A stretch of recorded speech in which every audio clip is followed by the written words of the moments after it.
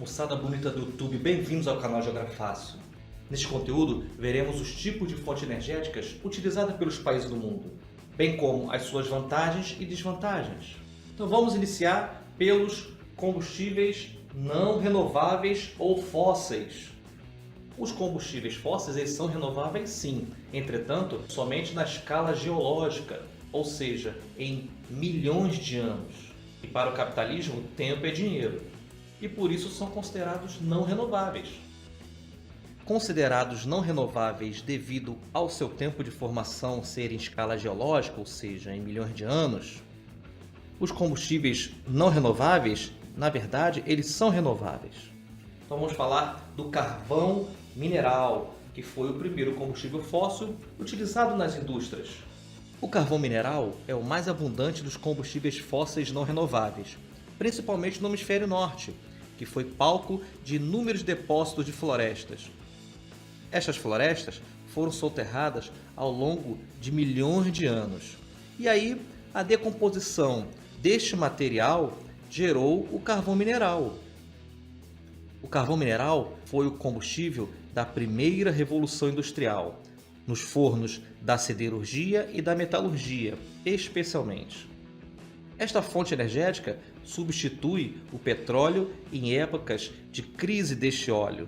Segundo a British Petroleum, que é uma empresa do ramo de extração de petróleo, as reservas de carvão mineral são suficientes para atender a demanda atual por 122 anos.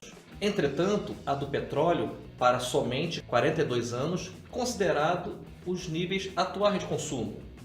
Dos produtos derivados do carvão mineral, nós temos o piche, o asfalto, alguns corantes, plásticos, inseticidas, tintas e nylon. Uma das desvantagens do carvão mineral é o grande impacto ambiental que ele causa pela liberação do gás carbônico, CO2, agravando o efeito estufa e também a emissão de dióxido de enxofre, responsável pela formação e ocorrência da chuva ácida. Também o custo de transporte do carvão mineral é elevado. Assim, o seu consumo fica restrito às proximidades das jazidas produtoras de carvão mineral. Já o petróleo tem origem na decomposição dos organismos marinhos, das algas e também dos fitoplânctons. Primeiramente, o petróleo era utilizado nas embarcações fenícias. Passou a ser utilizado na iluminação pública e nas companhias de trem. O petróleo foi valorizado após a invenção do motor a explosão, onde o seu consumo disparou mundialmente. O petróleo, turma, é um combustível muito importante. Dele se derivam todos esses subprodutos. E daí mostra a importância desse combustível. O petróleo envolve questões de conflito entre países e pode, com certeza, promover a Terceira Guerra Mundial. As companhias petrolíferas, elas buscam atuar nas 4 fases econômicas da extração do petróleo, que são a extração nas jazidas, o transporte em oleodutos, na transformação ou no seu refino e principalmente na distribuição do combustível. Como as companhias petrolíferas atuam nas 4 fases de exploração econômica do petróleo, surgiram então cartéis e oligopólios mundiais deste combustível. Como exemplo, as 7 irmãs Shell, British Petroleum, Esso, Socony, Texaco, Socal e Gulf Oil, empresas privadas que controlaram seus concorrentes até 1940. A partir daí, surgiram diversas estatais, como a Pemex no México, a PDVSA da Venezuela, a ENI da Itália e a Petrobras do Brasil. Elas foram criadas para poder concorrer com as 7 irmãs e evitar que elas tivessem o total controle mundial desse combustível. E também, em 1960, foi criada a OPEP, a Organização dos Países Exportadores de Petróleo, composto pelo Irã, pelo Iraque, Kuwait, Arábia Saudita e Venezuela. O objetivo da OPEP era de desmobilizar o poder das sete irmãs, já que a OPEP possui 60% das reservas mundiais comprovadas de petróleo. Então, turma, confira na tabela os maiores produtores e exportadores de petróleo. O maior exportador de petróleo é a Arábia Saudita. Em seguida, vem a Rússia e depois Irã, seguida de Nigéria, Emirados Árabes Unidos, Noruega, México, Angola, Kuwait e Iraque. Esses exportadores de petróleo têm um interesse em uma maior cotação do barril. Então, para eles é interessante a cotação do barril do petróleo estar em alta, ao contrário dos interesses dos países importadores de petróleo, que querem que o preço do barril do petróleo opere em baixa, ou seja, que a cotação esteja baixa para equilibrarem as suas balanças comerciais. Então confira os maiores importadores de petróleo. O primeiro grande importador de petróleo, Estados Unidos, embora haja bastante reservas comprovadas em seu território.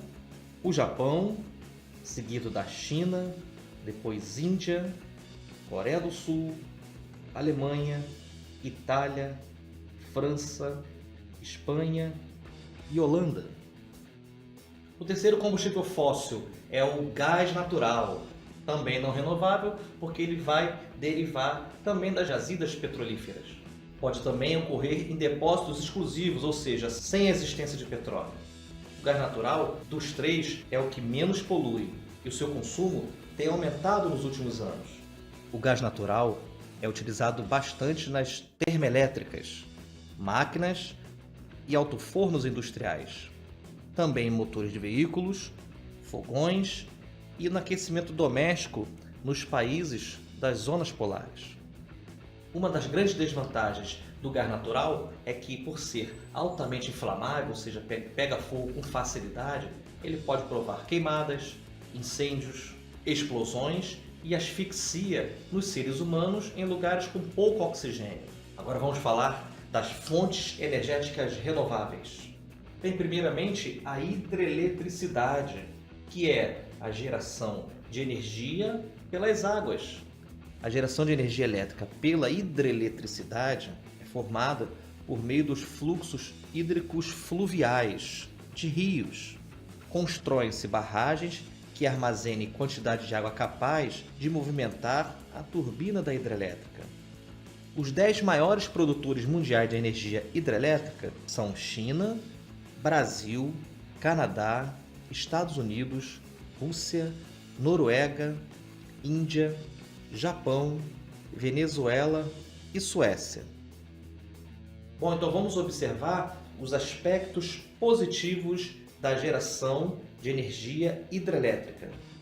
A energia hidrelétrica ela é limpa e barata. Ela possibilita o controle das enchentes a jusante, ou seja, na parte baixa do rio. Promove a melhoria das condições de abastecimento de água para a população. Também de maiores possibilidades de instalação de projetos da agricultura irrigada no entorno da hidrelétrica. E também um incentivo à instalação de equipamentos de esporte, turismo e lazer. Mas as hidrelétricas também apresentam aspectos negativos. Acompanhe. As hidrelétricas promovem a possível necessidade de desmatamento prévio da área a ser inundada e o resgate de animais ilhados durante o preenchimento da represa. Também causa a necessidade de deslocamento de cidades inteiras, de povoados ou de comunidades indígenas. Também pode promover a salinização da água, ou seja, torná-la salgada. A hidrelétrica também pode promover a mudança no fluxo dos sedimentos e no volume de água do rio, alterando todo o ciclo de erosão dentro da bacia hidrográfica. Também as hidrelétricas podem promover a perda de solos que poderiam ser utilizados para a agricultura e também a vegetação nativa e os habitats originais causados pela inundação da hidrelétrica. Também pode ser obtida a energia elétrica por meio das termoelétricas. ou seja, é a geração de energia elétrica obtida a partir da queima de combustíveis, pelo carvão mineral, por petróleo, pela biomassa e também pela energia nuclear. Nas termoelétricas nucleares, a turbina ela será movimentada pelo aquecimento da água. E o que vai aquecer a água nas termoelétricas nucleares será a fissão ou a quebra dos átomos do urânio 235. Irá produzir o calor e esse calor vai aquecer a água e esse aquecimento da água vai promover o vapor que irá movimentar as turbinas. A vantagem das usinas termoelétricas nucleares é que com 10 gramas de urânio é possível produzir a mesma energia que 700 kg de petróleo ou 1.200 kg de carvão mineral. E aí o menor custo na produção de energia comparada com os outros, a termoelétrica nuclear é bem mais vantajosa economicamente. Entretanto, as termoelétricas nucleares possuem um alto custo para implantação, para montagem, para o funcionamento e para a manutenção. E também o resíduo gerado ou o lixo nuclear resultante é um problema que nem mesmo a comunidade científica tem noção de como resolver. Então confira os 10 maiores produtores de energia termoelétrica nuclear. O maior produtor são os Estados Unidos, seguido da França e depois Japão, Alemanha, Rússia, Coreia do Sul, Canadá, Ucrânia, Reino Unido e Suécia. A energia termoelétrica nuclear é questão de conflitos mundiais, visto o programa nuclear norte-coreano e o iraniano. Então, Irã e Coreia do Norte são acusados de se beneficiarem da produção de energia nuclear para a criação da bomba nuclear. E aí surgem problemas geopolíticos por causa dessa fonte energética. Outra fonte energética renovável é a termoelétrica solar. As termoelétricas solares são utilizados painéis coletores para a transformação das células fotovoltaicas em energia elétrica, que ela é abundante e limpa, não emite dióxido de carbono. A desvantagem é o alto custo para se implantar, para se instalar uma estrutura dessa e também para se armazenar essa energia. Outra fonte energética renovável está restrita a áreas favoráveis é a energia eólica ou promovida pelo vento. A energia eólica é obtida pela movimentação das turbinas ou aerogeradores, onde a rotação mecânica promovida pelo vento e as massas de ar induzirão ao gerador produzir energia elétrica no contato da bobina metálica com o ímã. Uma das grandes vantagens é que a energia eólica ela não gera resíduos. As suas instalações podem ser facilmente montadas e transferidas para outro lugar e também elas não emitem gases estufa. Entretanto, nem tudo é perfeito, turma. Observe as desvantagens de um parque eólico. Além do impacto visual da paisagem, os ruídos de baixa frequência dos parques eólicos podem promover a mudança nas rotas de voo e de migração de inúmeras espécies de pássaros, podendo inclusive matar muitos deles. E também possui restrição na instalação em regiões onde a velocidade média dos ventos tem que ser superior a 6 metros por segundo. Por fim, temos a biomassa, que é toda matéria orgânica não fóssil de origem vegetal ou animal que possibilite a geração de energia. A biomassa ela pode ser produzida a partir de diversas fontes, como por exemplo, dendê, beterraba, soja, milho, algodão, mamona, madeira e também do lixo orgânico. Os biocombustíveis apresentam grandes possibilidades de crescimento econômico e de geração de empregos, pois deflagram o crescimento dos demais setores econômicos, ou seja, a biomassa beneficia a cadeia produtiva na construção de máquinas, equipamentos, fertilizantes, além do comércio, do serviço e dos transportes desse produto. As vantagens da biomassa estão na opção de substituição aos combustíveis fósseis, além de reduzir a emissão de poluentes por não possuir enxofre e assim não promover a chuva ácida.